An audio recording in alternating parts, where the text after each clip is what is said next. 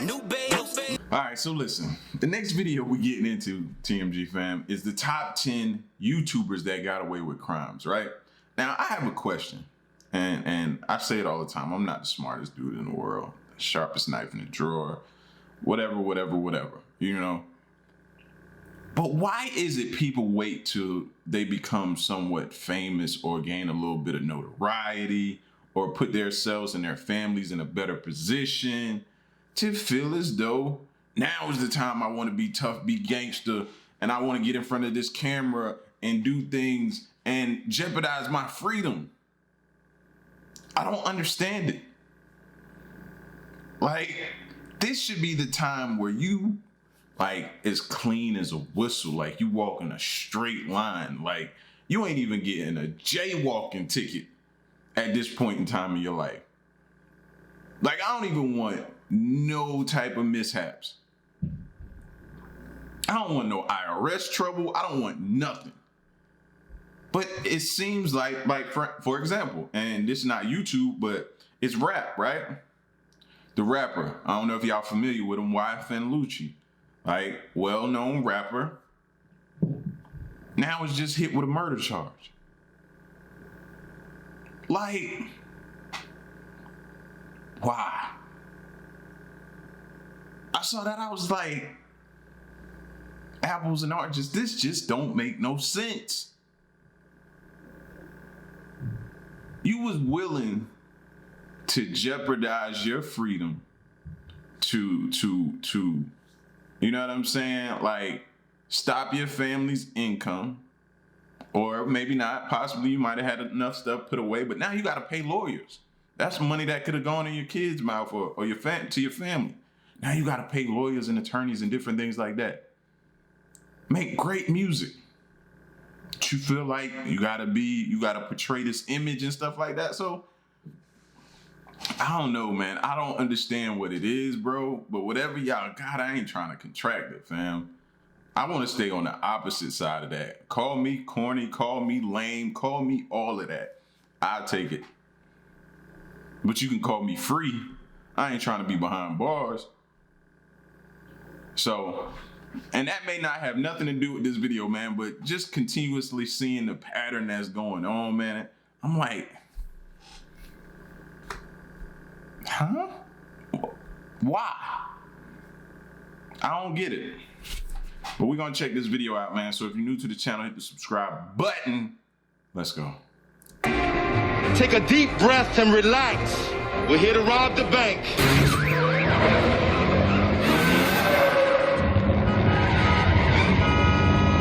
Whether it's attacking people for pranks, one of the Paul brothers looting from a store and filming it, or being such a creep that Chris Hansen has to show up your house. We have it all on today's top 10 list. Starting off this countdown, we have Rage Stew. Back in August of 2017, YouTuber Rage Stew live streamed himself trespassing on another YouTuber's property.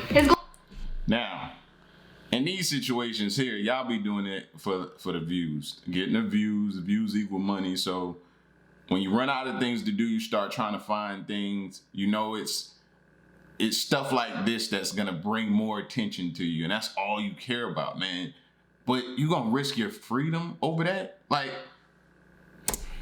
goal was to break into his house. Yeah, he literally filmed himself breaking the law. And previously, he already broke into Jake Paul's Team 10 house. So that's 2 counts of trespassing. But this incident was more controversial. While trespassing, he got approached by some people in the house, and then a fight broke loose. In the end, Rage Stew ended up claiming that the YouTubers there beat him up and stole from him. Of course, they denied any such claims. Rage Stew seems to be irrelevant on YouTube now. His channel only has 14K subs, and he gets less than 1K per vid. Coming in at number 9, we have JStation. We tend to do horror content on this channel, so there are a bunch of you out there who are probably familiar with the YouTuber JStation. He makes a bunch of horror-themed videos where he's talking to ghosts or summoning a demon, but one time he took his ghoulish pursuits too far.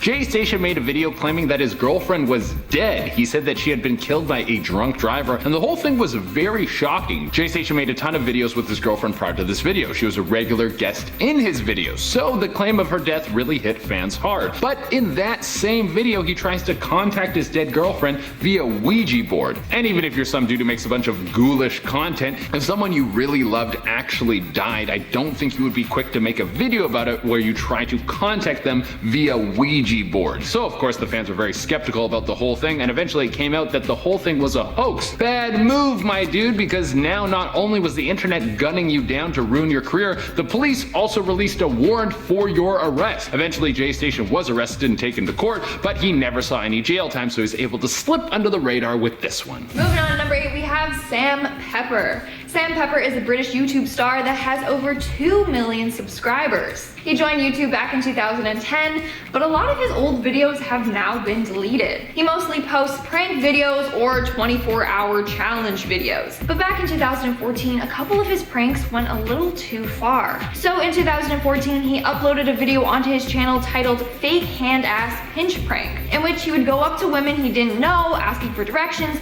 and then he would pinch their behinds. Obviously, this was non-consensual.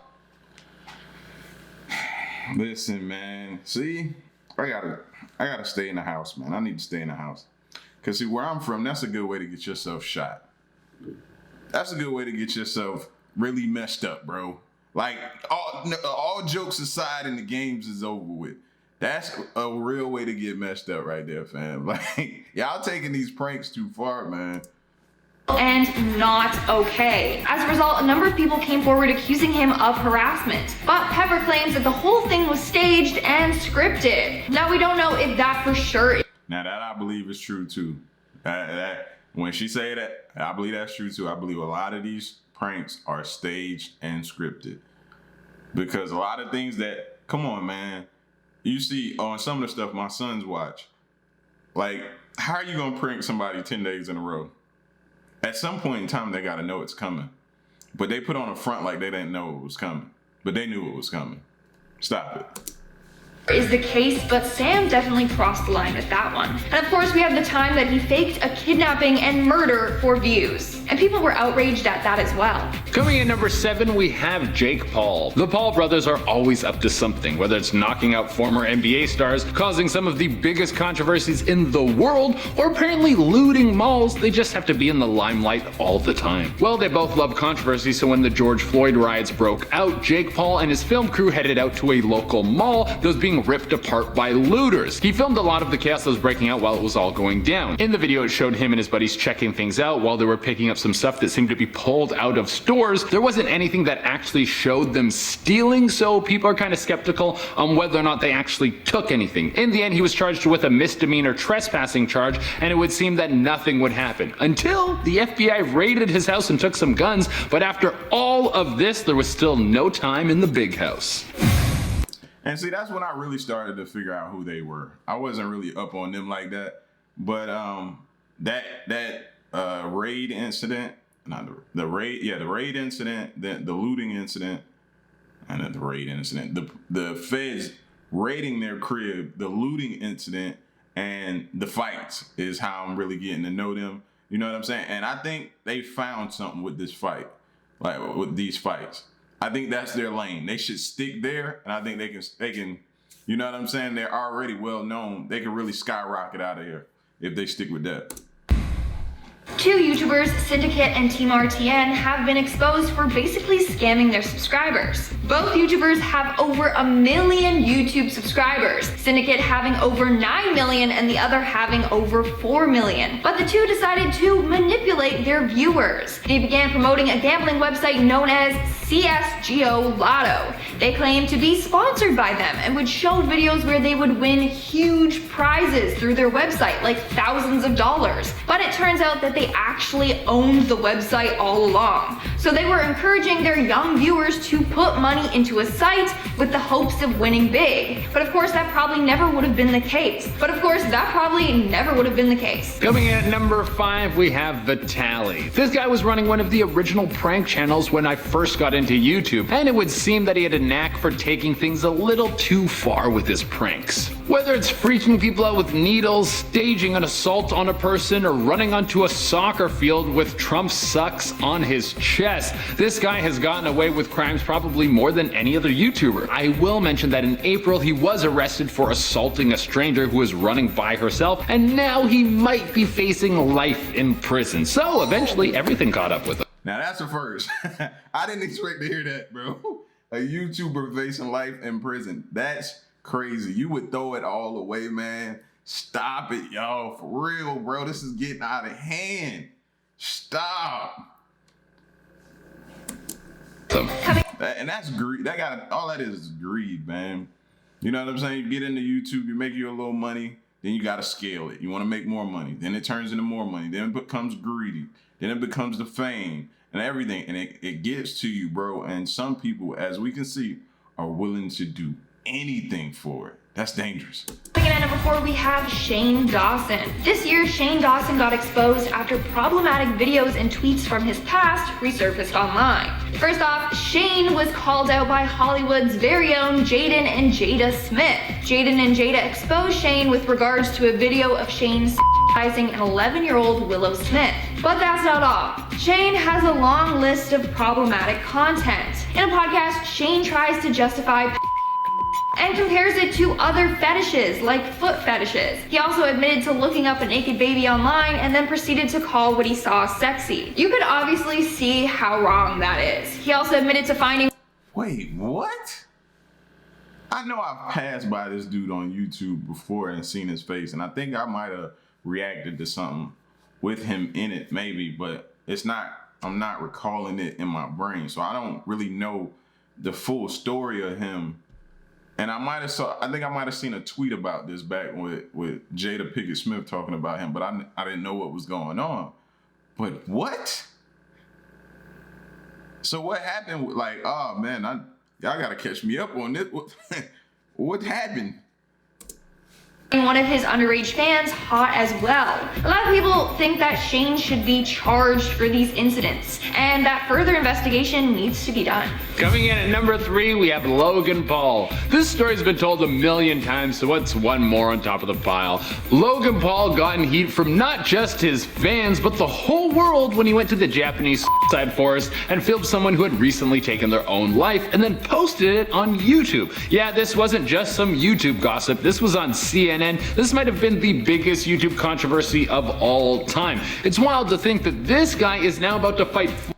That's what brought in the adpocalypse, bro. Right there. That situation right there, bro, cost a lot of people. I don't think at the time I was really doing YouTube like that.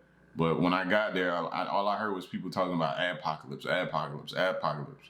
Floyd Mayweather, one of the best boxers of all time. The world is a crazy place. And when Logan did this, he knew that what he was about to upload to YouTube was going to be super controversial. It caused YouTube to change forever because they had to change their ad policies to protect the companies and keep big businesses interested in the platform. So a ton of YouTubers lost everything, and Logan Paul could have been charged with indignity to a dead body, but he was able to walk away scot-free. Coming in at number 2. I still don't know. So we have Romeo Lacoste. Romeo Lacoste is probably best known as being a famous LA tattoo artist that has tattooed celebrities like Justin Bieber and Ariana Grande. He was also a contestant on Best Inc. Season 3. But in 2019, DMs and texts were leaked that revealed Romeo was having inappropriate conversations with young girls. And he was well aware of their ages, as he would often ask them how old they were, and then proceeded to groom them. One woman came forward and said she was in a relationship with him when she was 14 years of age to 17. She said, and I quote, "He was extremely manipulative, emotionally draining. He took advantage of our age difference and used guilt to coerce me into doing things I didn't want to do." And coming at the number 1 spot, we have Onision. This guy used to be a massive YouTuber who was mainly known for his musical content. But outside of that, he would also make sketches that had a pretty serious following, and he would even do things that seemed genuinely nice, like host videos that talked about self-harm and depression. Well, all of that would fall away when everyone found out this guy was a huge creep. Several allegations came forward from women who were not of age that said Onision was trying to groom them. He was sending them suggestive messages. He even knew that.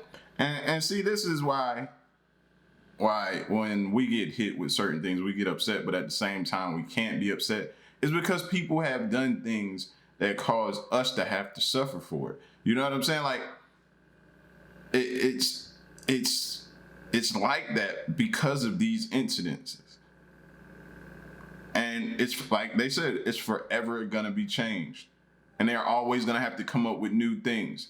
Like, for now, you have to let them know, is this video made for kids? Is this not made for kids? You have to go through a whole checklist before your video can be put out on YouTube. You know what I'm saying? And I'm not mad about it, you know?